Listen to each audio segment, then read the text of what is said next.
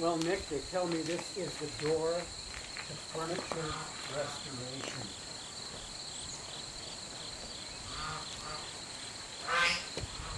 Come on along, kid.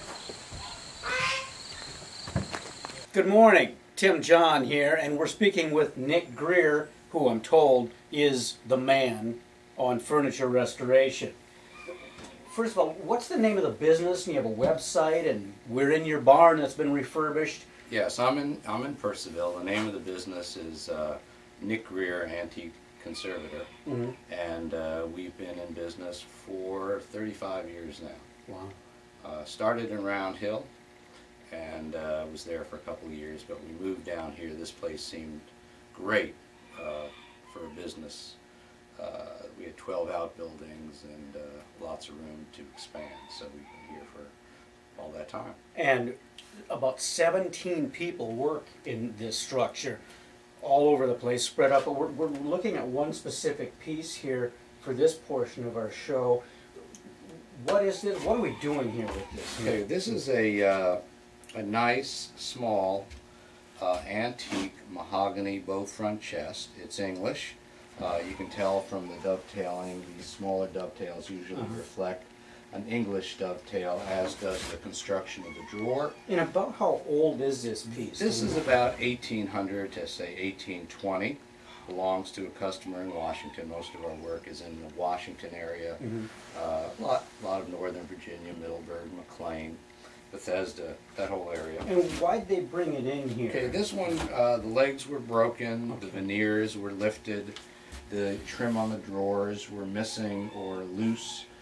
There were cracks in the sides, and the runners, which we work on all the time, didn't work very well. The runners over time, obviously, if something's a couple hundred years old, the runners wear out, and we take the same wood and we build them up and get them working very well, both on the drawer and on the interior of the case as they wear out as well. And do they want to return this to practical use? Or, yes, yes. For the most part, what we're doing is making things usable again. The finish on this, too, which is very important, is an early French polish. It's unclear if it's the original finish, but we are able to restore the original finish, thus maintaining the value of a piece of furniture. Everybody watches the Antiques Roadshow, and they've all learned that it's very important not to remove original finishes.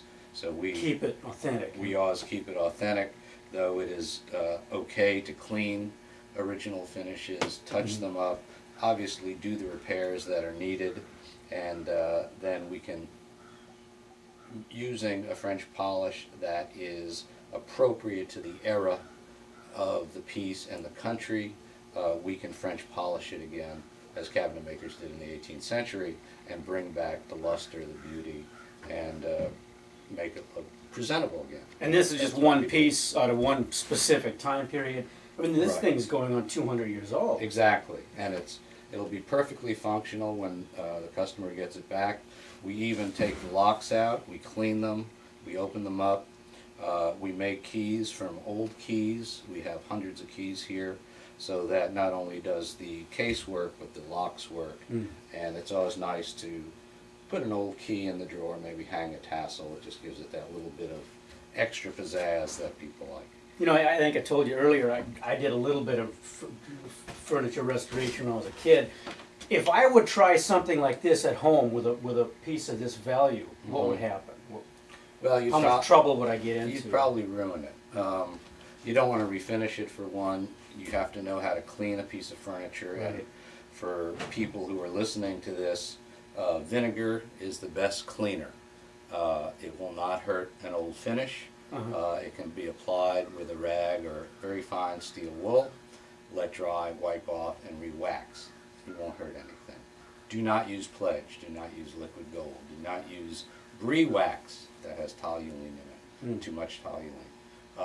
But just your average carnauba paste wax is fine. You can put too much on, but it won't hurt the finish. It'll just be too gooey.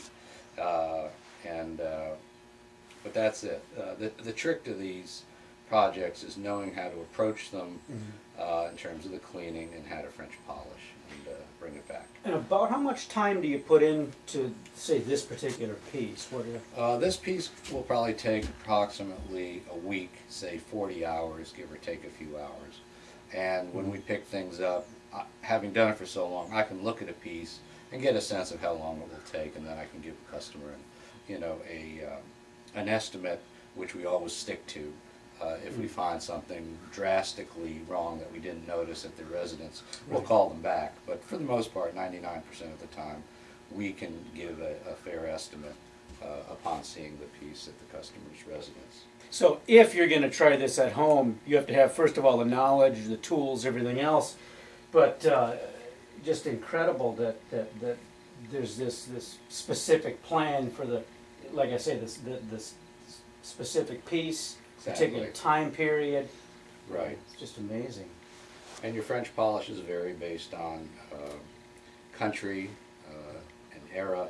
American French polishes have less natural resins in them than the European French polishes, and we maintain different batches of French polish for different situations. Well, believe me, I would leave it to the experts. And this is not done yet. This may look shiny in the film, but this will be abraded yet, French polish probably again, and then finally waxed, and it gives the piece a more subtle sheen, and really looks nice. We'll also obviously put the hardware back on. So when it's all said and done, it'll look very nice. Well, I'll tell you what I'm going to do. I'm going to carefully step back and leave it to the experts, and we'll meet you on to the next segment. Well, thanks for sticking with us. Tim Jon, and we're speaking with Nick Greer upstairs in the refurbished barn, and we're looking at a series of devices, hopefully to be used on horses, and you've made a kind of a collectibles case here. What's the story, Nick? Well, these are antique riding crops, belong to a very nice customer in Orange, Virginia. We've been working on her furniture, which is very, very beautiful, and she had these crops and asked us to do something with them so that she could display them. So we came back and drew some pictures up and decided this was the way to go, and showed her. She approved, and we have since built a case. We have yet to put the glass in. We're going to attach this with some beautiful hinges and some catches, antique catches on the side.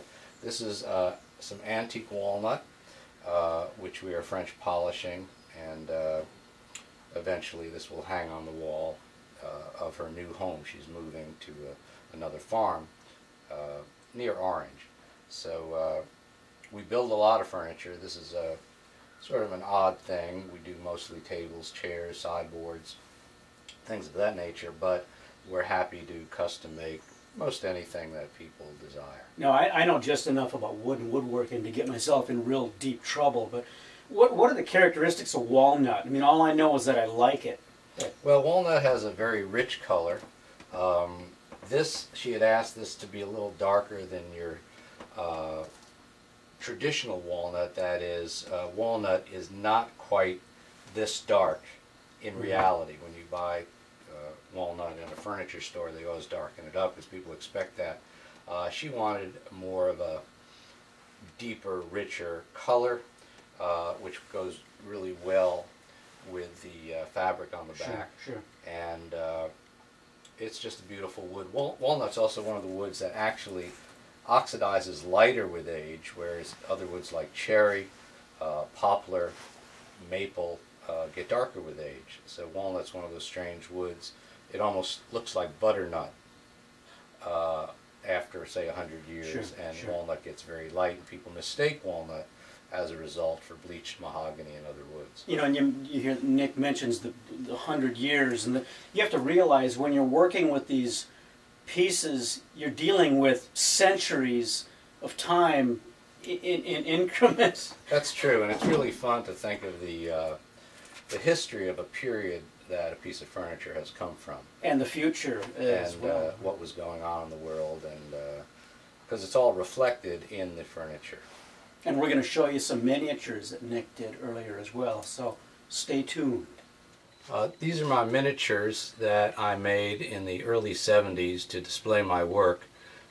Cabinet makers in the 18th century traveled around with miniature furniture to show people on farms in the States so that they could see their work, and they were often hired as a result and stayed on until the furniture was built. I thought I would do the same thing, but with smaller pieces. Did shows such as the Waterford Fair, gave out my card when I first came to Virginia, and was fortunate to pick up a lot of clients as a result.